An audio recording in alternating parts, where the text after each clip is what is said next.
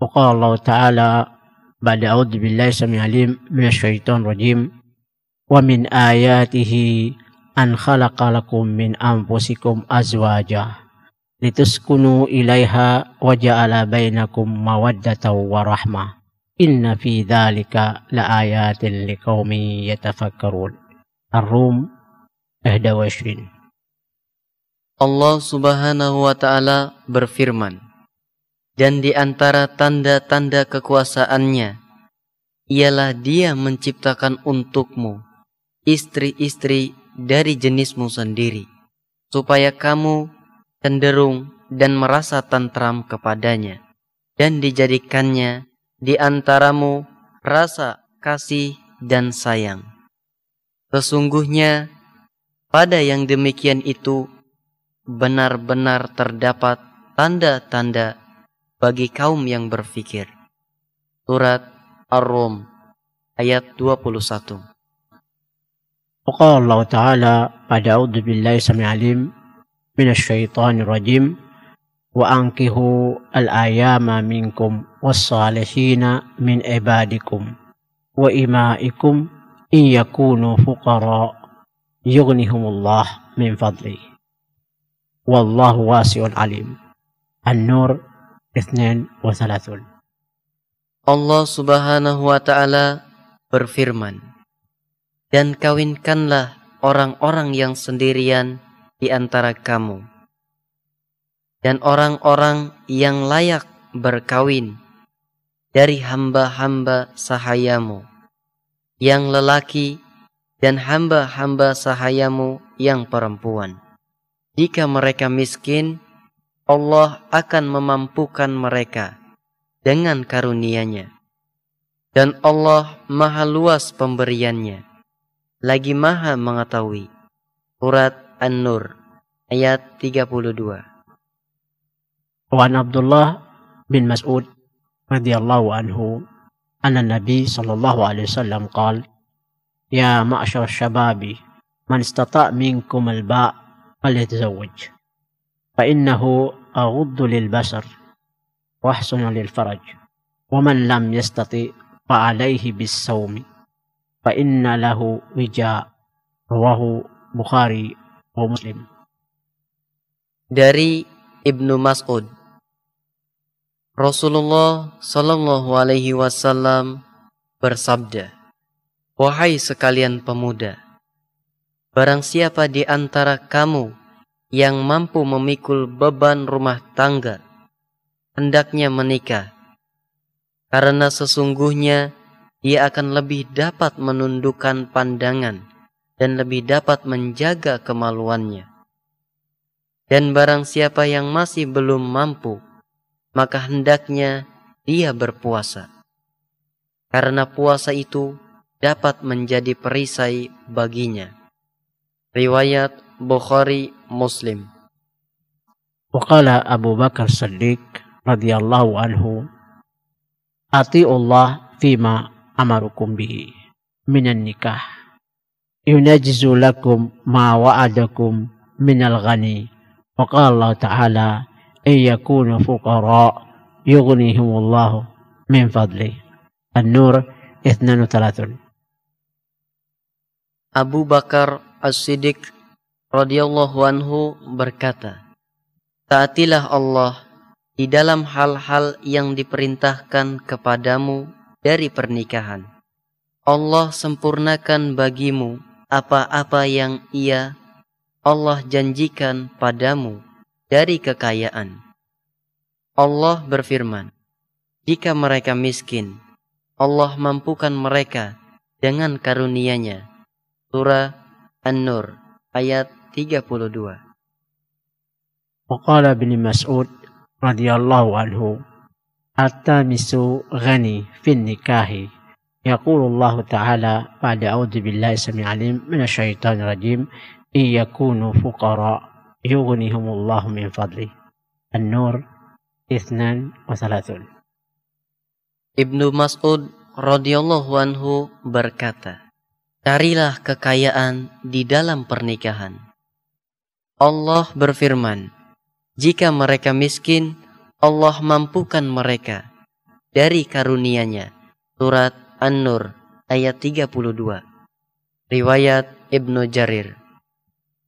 وقال النبي صلى الله عليه وسلم إذا أتاكم من ترضون دينه وخلقه فأنكحوه إلا تفعلوا تكن فتنة في الأرض وفساد كبير. رواه أبو عيسى الترمذي. Rasulullah Shallallahu Alaihi Wasallam bersabda, apabila datang kepadamu seorang yang kamu senangi agama dan rupanya, maka menikahlah. Jika kamu tidak melaksanakan pernikahan tersebut, niscaya akan datang bencana dan kerusakan yang besar di muka bumi. Riwayat At-Tirmizi, dan ia menghasankannya. Terdapat jalan lain yang menguatkan hadis ini. وقال النبي صلى الله عليه وسلم لا تنكحوا البكرة حتى تستأذن. قالوا يا رسول الله فكيف إذنها؟ قال أن تسكت. متفق عليه. Rasulullah Shallallahu Alaihi Wasallam bersabda, dan tidak dinikahkan seorang gadis hingga ia mengizinkannya. Para sahabat bertanya, ya Rasulullah, bagaimana izinnya? Beliau bersabda, diamnya. Riwayat Bukhari Muslim. An Aisyah زوج النبي صلى الله عليه وسلم رضي الله عنها أي امرأة نكحت نفسها بغير إذن وليها فنكاحها باطل فنكاحها باطل فنكاحها باطل. قال الترمذي حديث حسن صحيح. Dari Aisyah radhiyallahu anha berkata, perempuan manapun yang menikahkan dirinya tanpa izin walinya, maka nikahnya batal. Maka nikahnya batal. Maka nikahnya batal. Al-Hadis At-Tirmizi berkata, hadis ini hasan. La nikaha illa biwalihi.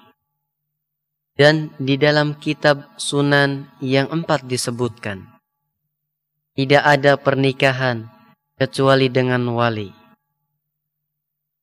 Waqala Rasulullah sallallahu alaihi wasallam, faslun ma baina halali wal harami ad-dafu was sawt fi nikah. Rawahu khamsah wa Abu Dawud Sajistani wa hasunat Abu Isa Tirmidzi. Rasulullah Sallallahu Alaihi Wasallam bersabda, pemisah antara halal dan haram adalah gendang rebana dan suara di dalam pernikahan. Riwayat 5 perawi kecuali Abu Dawud dan dihasankan oleh At-Tirmizi. Qala Allah Ta'ala ba'da a'udzu billahi samil alim minasyaitonir rajim. Wala tusrifu innahu la yuhibbul musrifin. Al-An'am 141. Allah Subhanahu wa Ta'ala berfirman, dan janganlah berlebih-lebihan. Sesungguhnya Allah tidak menyukai orang-orang yang berlebih-lebihan. Surat Al-An'am ayat 141.